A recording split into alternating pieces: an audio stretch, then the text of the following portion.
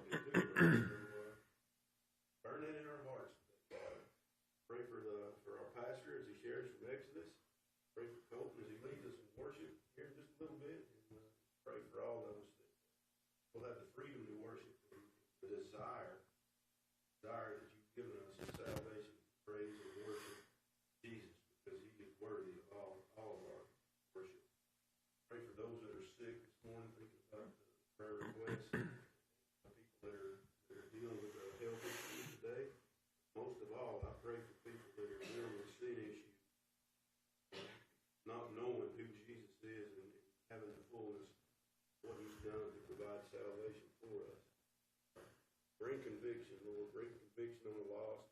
Bring conviction on us as your children, that we'll walk closer than even we are today. We love you and praise you. Jesus. Right. So, talking about stewardship, like we said, specifically, stewardship can be a pretty broad, it has a pretty broad application. But today, specifically talking about stewardship over God's creation, stewardship of God's creation. So I'll read this lesson focus real quick. You'll see me kind of hopping back. I've got the book on my phone, so you'll see me kind of hopping back and forth through my phone and my notes. But I'm not up here playing games. Lesson focus. At creation, God gave man the responsibility to provide good stewardship over his creation. But it is God who ultimately sustains and upholds all things by his power. We can turn to biblical principles in order to carry out the God-given responsibility properly. So, stewardship, what would, whenever y'all hear that phrase, like either being good stewards or just stewardship, what's something that comes to y'all's mind? Y'all can holler out at me. It won't hurt my feelings. So, like, I know money, right? That's exactly where my mind goes, is I've had that, I call it the sermon from my mom, I don't know how many times, about being a good steward over money. And anybody knows my mother knows why it's a sermon. But being a good steward over the money that God's blessed us with, right? And so money's where my mind goes. There's even, recycling, right? Picking up trash that you see. That's a very practical way. And there's like I said, it's very broad, but today specifically we're going to talk about being stewards specifically over God's creation. And so let me read this. Actually, I'll go through my notes first. So what is stewardship and what does it include? Stewardship, by definition, it's the job of supervising and taking care of something. That's in Genesis 1:1. The sea, the heavens, the sea is his, for he made it, and his hands formed the dry land. Psalm 95:5. The earth is the Lord's and fullness thereof. So that's in Psalm. For the beasts of the forest is mine, the cattle on 1,000 hills. That's also in Psalms. Your faithfulness endures to all generations. You have established the earth, and it stands fast. That's Psalm 119. God's creation clearly brings him glory, and he rejoices in his works. Psalm 104. We can rejoice too in God's graciousness. God's graciousness to us each day as we appreciate the beauty and wonder around us. However, we must be diligent to respect this world because it does not belong to us. When God created the world, it was perfect. It was all very good, as Genesis 1:31. Man and all of creation lived together without any stress in a harmonious environment. But God did provide a hierarchy of authority. He intended that Adam and Eve be the ones to tend the garden and keep it. He instructed them to multiply and fill the earth and have dominion over it and all of its creatures. This dominion mandate, ordained by God, gives all of us, as the heirs of Adam, a special responsibility to care for God's earth with diligence and concern from a biblical perspective. What this means, however, is not always easily determined. Because of the high profile of this issue, you will come across many strong opinions. God did create resources for man to use to sustain life, but we find today those who want to abuse the resources out of greed and selfishness, causing needless loss and destruction in other areas. I think like something that pops into my mind whenever I hear a phrase like that's like in Kentucky, West Virginia, where coal companies would come in, right, and just leveled towns, leveled mountains, leveled forests, whatever, and then just leave them with contaminated water, contaminated everything, right? We do see the abuse of it, but those resources, they've been set here for us to use, but we'll also get into that. We want to abuse resources out of greed and selfishness, causing needless loss and destruction. We see also the overly enthusiastic conservationists who appear to worship the creation more than the Creator. Simply put, be hippies, right? About the best way to say that, in my mind. Because this is a sin-cursed world, we must weigh each specific decision in this area based on the circumstances and the expected results of that decision, while asking the question, how does this line up with biblical principles? As you consider this issue, remember that Solomon in all his wisdom reminds us that there's a time to plant and a time to pluck what is planted, a time to kill and a time to heal, a time to break down, a time to build up, a time to keep, and a time to cast away. Ultimately, this is an area that must be covered in prayer and balanced carefully between abuse of God's creation and environmental idolatry. It is God's creation. He made it, and He will destroy it by the word of His mouth at the appointed time. Meanwhile, He's promised to preserve it. While the earth remains, seed time and harvest, cold and heat, winter and summer, day and night shall not cease. Genesis 8:22. So, let me get back up here. So the key passages we're going to walk through today are Genesis 1:26 through 31, Genesis 2:15, and Genesis 2:19 through 20. In your book, it does go into the flood account. I didn't get that far because I wanted to really hone in on these, on what I'm calling here, it's the 5 principal roles of stewardship. So let me roll back down here. So we see from the very beginning of Scripture and the world as we know it that Adam and Eve are meant for perfect, unbroken relationship with the Lord. That is the ultimate purpose we see for mankind in the beginning. But we also see a few other good purposes that the Lord gives us in the creation account. Specifically in our lesson today, we have 5 principal roles outlined in our books. We see be fruitful and multiply. We see have dominion over the earth. We see subdue creation, work for provisions, and studying and learning about the creation. So how I tried to kind of put this lesson together was, so we see these 5 things, right? Imagine them we have 5 big headings up here and then a bunch of lists underneath them. So there's a lot of practical, like what we were talking about, being a good steward over money, like, picking up trash, even having children, like all these things that we would consider good stewardship over the earth, they all fit somewhere in one of these categories, right? And that's kind of what I wanted to hit was these 5 main principles that we see in the creation account. So, like I said, we see be fruitful and multiply, have dominion, subdue creation, work for provisions, and studying and learning about creation. These principal roles exist, and they were put in place to, 1, fill the open spaces of the earth. We see that's be fruitful and multiply, right, and fill the earth. We see 2, establish God's good order of man over the rest of creation, which would be have dominion and subdue creation. Provide a sacred function for man, which is working for provisions and worship through our work. We'll get into that as well. And allowing mankind a way to learn about and study the world around them, which would be organizing and naming the animals specifically here. But we see a near and far application in that too that we'll get into. So,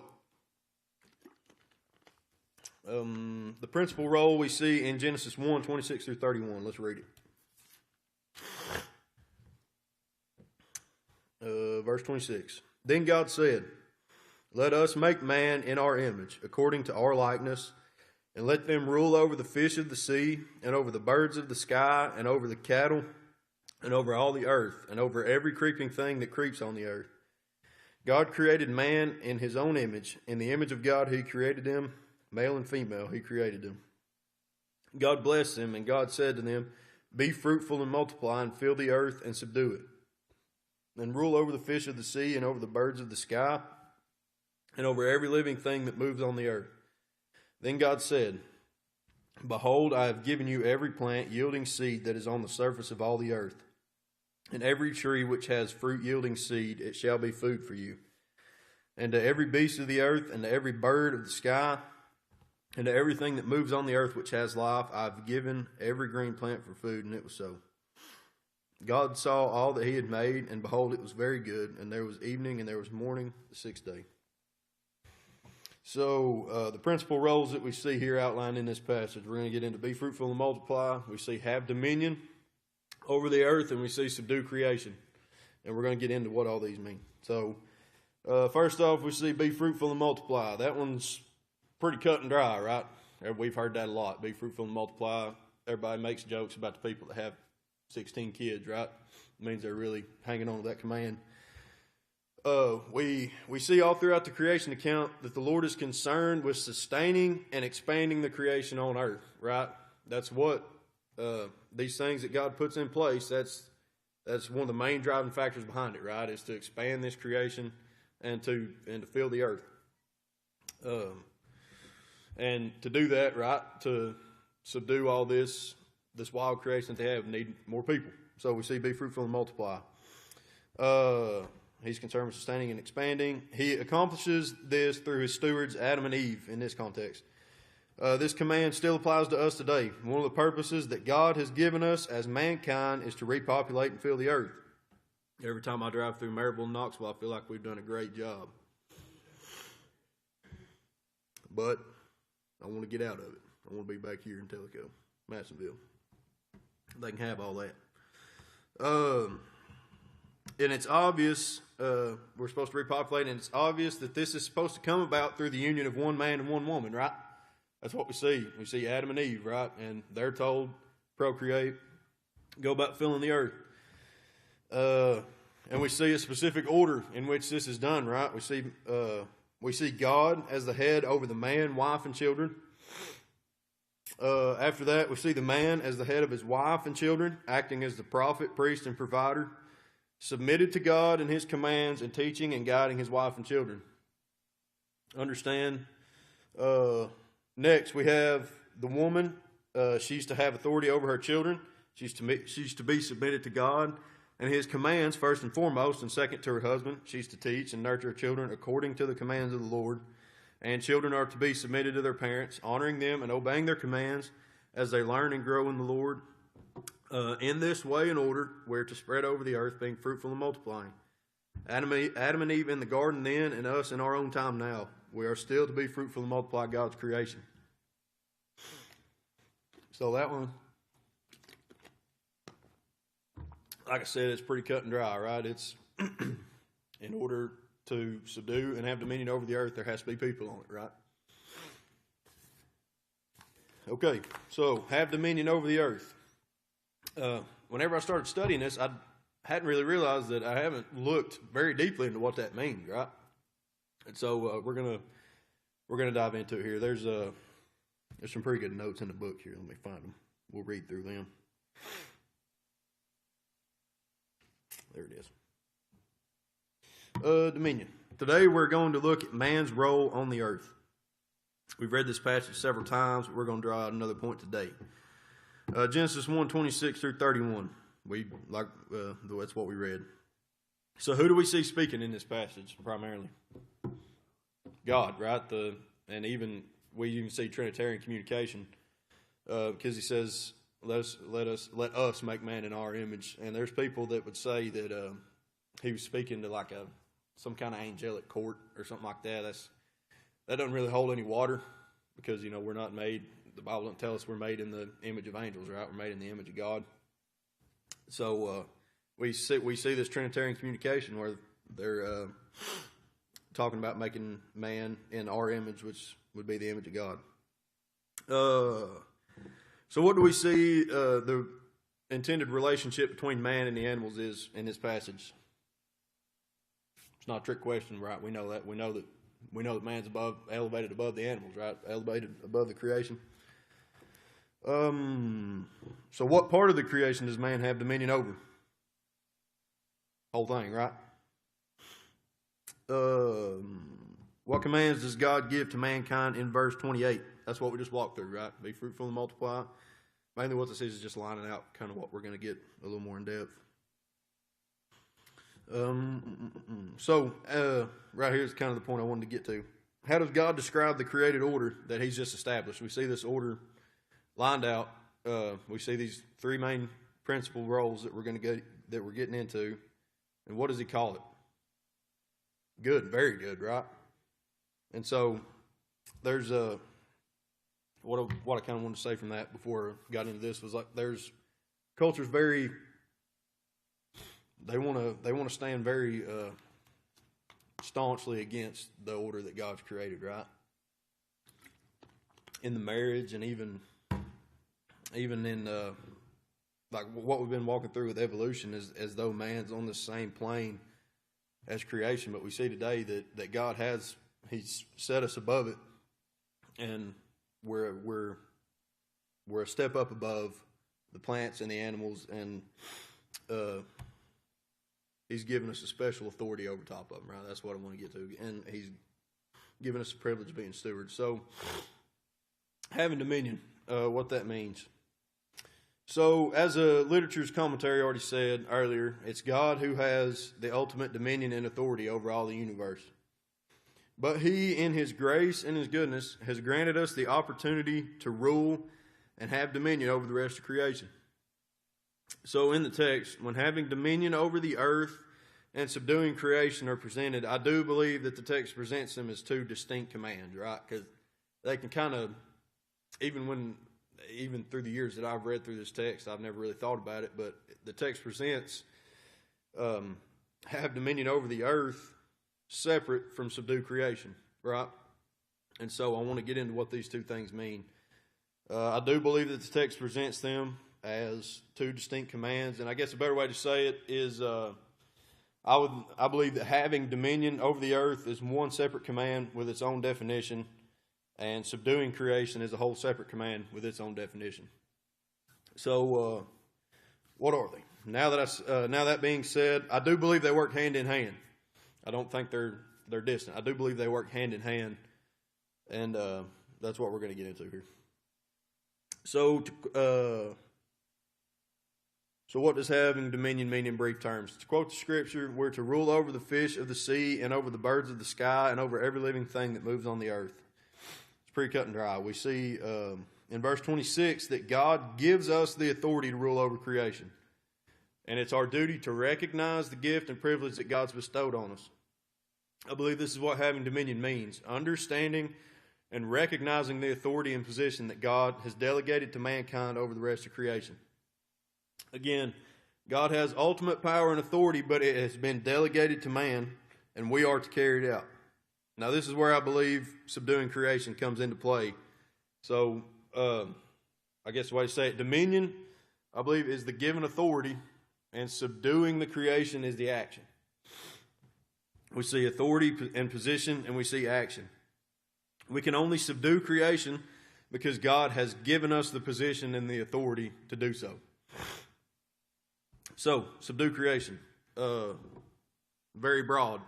It can be very broad. But specifically, what does it entail? Here in the application of our text, it is a clear command given to Adam.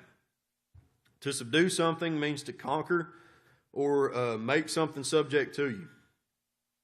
And the Lord is kind and gracious to give us a vivid picture of how power and dominion are exercised in his good work. So do y'all see where I was tracking there between, because